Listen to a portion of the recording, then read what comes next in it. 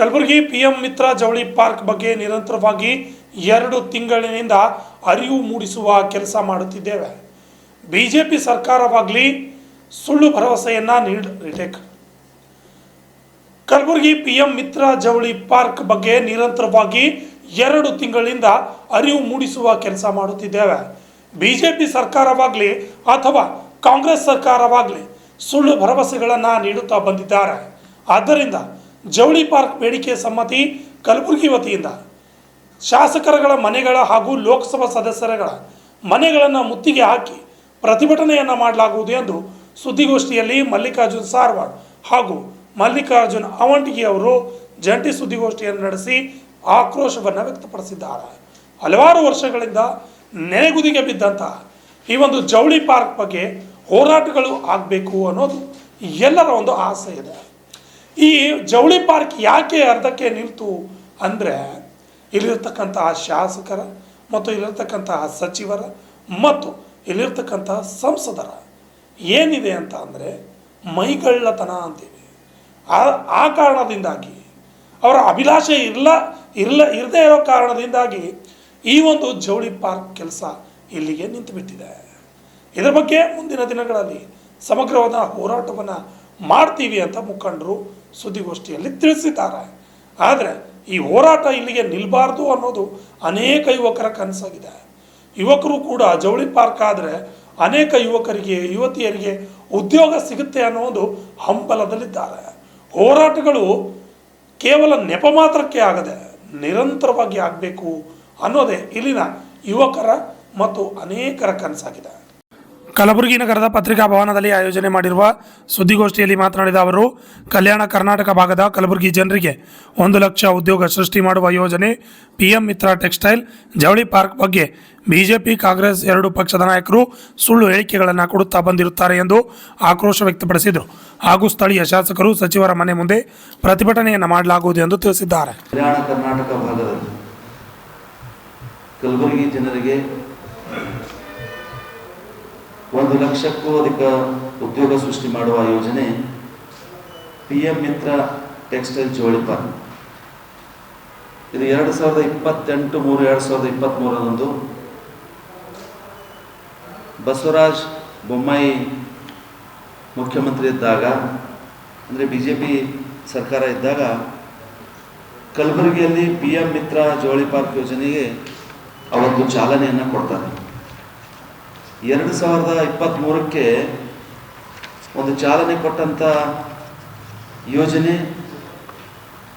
ಜವಳಿ ಪಾರ್ಕ್ ಇಲ್ಲಿವರೆಗೂ ಸಹ ಅತ್ತ ಕಡೆ ಯಾವುದೇ ಅಧಿಕಾರಿಗಳು ರಾಜಕಾರಣಿಗಳು ಗಮನ ಹರಿಸ್ತಾ ಇಲ್ಲ. ಹಾಗಾಗಿ ಈ ಪ್ರತಾಪ ಸರ್ಕಲ್ನ ಸುತ್ತಮುತ್ತ ಇರ್ತಕ್ಕಂಥ ಎಲ್ಲ ಗ್ರಾಮದ ಇವತ್ತು ಚಿಂತಕರಾಗಿರ್ಬೋದು, ಸಾಹಿತಿಗಳಾಗಿರ್ಬೋದು, ಎಲ್ಲ ದಲಿತ ಪರ, ಹಿಂದೂ ಪರ, ಕನ್ನಡ ಪರ, ರೈತ ಪರ, ಮಹಿಳಾ ಪರ ಎಲ್ಲ ಸಂಘಟನೆಯ ಮುಖಂಡರುಗಳೊಂದಿಗೆ ಒಂದು ಜವಳಿ ಪಾರ್ಕ್ ಅಂತಕ್ಕಂಥ ಬೇಡಿಕೆ ಸಮಿತಿ ಅಂತಕ್ಕಂಥ ಒಂದು ಸಮಿತಿಯನ್ನು ರಚನೆ ಮಾಡಿ ಈಗಾಗಲೇ ಸುಮಾರು 2 ತಿಂಗಳಿಂದ ಎಲ್ಲ ಗ್ರಾಮಗಳಿಗೆ ಸಮಿತಿ ಎಲ್ಲ ಮುಖಂಡರು ಸೇರಿಕೊಂಡು ಒಂದು ಅವೇರ್ನೆಸ್ಸನ್ನು ಮಾಡ್ತಕ್ಕಂಥ ಕಾರ್ಯವನ್ನು ಮಾಡ್ತಾಯಿದ್ದೀವಿ. ಯಾಕಂದರೆ 6 ವರ್ಷ ಗತಿಸಿದರೂ ಕೂಡ ಇಲ್ಲಿವರೆಗೆ ಆ ಕಡೆ ಒಂದು ಯಾವುದೇ ಒಂದು ರಾಜಕಾರಣಿಗಳು ಕೇವಲ ಹುಸಿ ಮಾತುಗಳನ್ನು ನೀಡೋದು, ದಾರಿ ತಪ್ಪಿಸ್ತಕ್ಕಂಥ ಕೆಲಸಗಳನ್ನು ಮಾಡ್ತಾ ಇದ್ದಾರೆ. ಆದರೆ ಇಲ್ಲಿವರೆಗೂ ಸಹ ಯಾರೂ ಅದರ ಗಮನ ಹರಿಸ್ತಾ ಇಲ್ಲ. ಹಾಗಾಗಿ ಇವತ್ತು ಯಾವುದೇ ಸರ್ಕಾರ ಬಂದರೂ ಸಹ ಕೇವಲ ಆಶ್ವಾಸನೆ ಕೊಡ್ತಕ್ಕಂಥ ಕೆಲಸ ಮಾಡ್ತಾ ಇದ್ದಾರೆ. ಅದಕ್ಕೆ ಈ ಸಮಿತಿ ಮುಖಾಂತರ ನಾವು ಮುಂದಿನ ದಿನಗಳಲ್ಲಿ ಏನಪ್ಪ ಅಂದರೆ ಇವತ್ತು ಈ ಭಾಗದ ಕಲ್ಯಾಣ ಕರ್ನಾಟಕದ ಭಾಗದ ಶಾಸಕರಾಗಿರ್ಬೋದು, ಸಂಸದರಾಗಿರ್ಬೋದು, ಜವಳಿ ಪಾರ್ಕ್ ಬೇಡಿಕೆ ಸಮಿತಿ ವತಿಯಿಂದ ಅವರೆಲ್ಲರ ಮನೆಗಳಿಗೆ ಮುತ್ತಿಗೆ ಹಾಕ್ತಕ್ಕಂಥ ಕಾರ್ಯಗಳನ್ನು ಇವತ್ತು ಜವಳಿ ಪಾರ್ಕ್ ಬೇಡಿಕೆ ಸಮಿತಿ ವತಿಯಿಂದ ಮಾಡೋದ್ರ ಜೊತೆಗೆ ಅವರಿಗೆ ಒಂದು ಎಚ್ಚರಿಸುವಂಥ ಕೆಲಸ ಮಾಡಬೇಕು ಅಂತ ಉದ್ದೇಶದಿಂದ ಇವತ್ತು ಸಮಿತಿಯನ್ನು ರಚನೆ ಮಾಡಿದ್ದೀವಿ. ಅವ್ರು ಹೇಳ್ತಾರೆ, ಇವತ್ತು ಯಾವುದಾದ್ರು ಸರ್ಕಾರ ಬಂದರೆ ಕೇಂದ್ರ ಸರ್ಕಾರ ಕಡೆ ಕೈ ಮಾಡ್ತಾರೆ, ಕೇಂದ್ರ ಸರ್ಕಾರದವ್ರು ಕೇಳಿದ್ರೆ ರಾಜ್ಯ ಸರ್ಕಾರ ಕಡೆ ಹೇಳ್ತಕ್ಕಂಥ ಕೆಲಸ ಕಣ್ಣು ಒರೆಸುವಂಥ ಕೆಲಸ ಆಗ್ತಾಯಿದೆ. ಹಾಗಾಗಿ ಇದನ್ನು ಕೂಡಲೇ ಪ್ರಾರಂಭ ಮಾಡಬೇಕು ಅಂತಕ್ಕಂಥ ಒಂದು ಬೇಡಿಕೆಯನ್ನು ಇಟ್ಕೊಂಡು ಇವತ್ತು ಪತ್ರಿಕಾಗೋಷ್ಠಿ ಕರೆದಿದ್ವಿ. ಇದರ ಪ್ರಮುಖ ಅಂಶಗಳನ್ನು ಜವಳಿ ಪಾರ್ಕ್ ಬೇಡಿಕೆ ಸಮಿತಿಯ ಮುಖಂಡರಾಗಿರುವಂಥ ಮಲ್ಲಿಕಾರ್ಜುನ್ ಸಾಮ್ರಾಟ್ ಅವರು ಪೂರ್ಣ ಮಾಹಿತಿಯನ್ನು ತಮ್ಮ ಮುಂದೆ ಹೇಳ್ತಾರೆ. ಕಲ್ಯಾಣ ಕರ್ನಾಟಕ ಕಲಬುರಗಿ ಭಾಗ ಅಂತಂದ್ರೆ ಎಲ್ರಿಗೂ ಏನು ಗೊತ್ತಾಗ್ತದೆ ಅಂತಂದ್ರೆ ಇಲ್ಲಿರುವಂತಹ ಅನೇಕ ನಿರುದ್ಯೋಗ ಯುವಕರು ಏನು ಮಾಡ್ತಾರೆ ಅಂತಂದ್ರೆ ಬೇರೆ ಕಡೆ ಬಾಂಬೆ, ಪುಣೆ, ಹೈದರಾಬಾದ್, ಗೋವಾ, ಬೆಂಗಳೂರು ಕಡೆ ವಲಸೆ ಹೋಗ್ಲಿಕ್ಕತ್ತಾರೆ.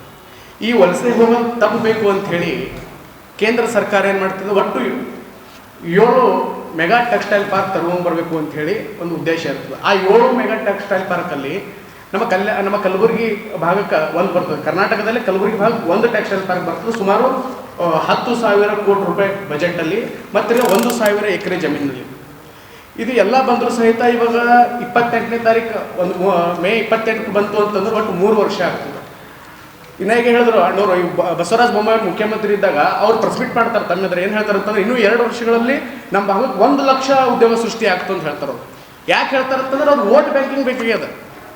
ಅದಾದ್ಮೇಲೆ ಏನು ಹೇಳ್ತಾರೆ ಅಂತಂದ್ರೆ ಈಗ 2 ವರ್ಷ ಕಳೆದ ಈಗ 9 ತಿಂಗಳ ಈಗ ಕಾಂಗ್ರೆಸ್ ಸರ್ಕಾರ ಬಂತು. ಇವರು ಕೂಡ ಏನು ಹೇಳ್ತಾರೆ ಅಂತಂದ್ರೆ ಜೋಳಿ ಮಂತ್ರಿ ಅವ್ರು ಅವಾಗ ಹೇಳೋದು ಪ್ರೆಸ್ ಮೀಟ್ ಮಾಡಿದ ಫಸ್ಟ್ ಇದು ಒಂದು ದೊಡ್ಡ ಯೋಜನೆ ಅದ, ಇದು ಕೂಡ ಇನ್ನೂ 2 ವರ್ಷದಾಗ ಕಂಪ್ಲೀಟ್ ಆಗ್ತದೆ, 1 ಲಕ್ಷ ಜನರಿಗೆ ಉದ್ಯೋಗ ಸಿಗ್ತದೆ ಅಂತ ಹೇಳಿದ್ರು. ಬರೀ ಅವರು ಪ್ರೆಸ್ ಮೀಟಲ್ಲಿ ಬಂದು ಬರೀ ಹುಸಿ ಸುಳ್ಳು ಹೇಳೋದೇ ಪ್ರಯತ್ನ ಮಾಡ್ತಿರ್ತಾರೆ.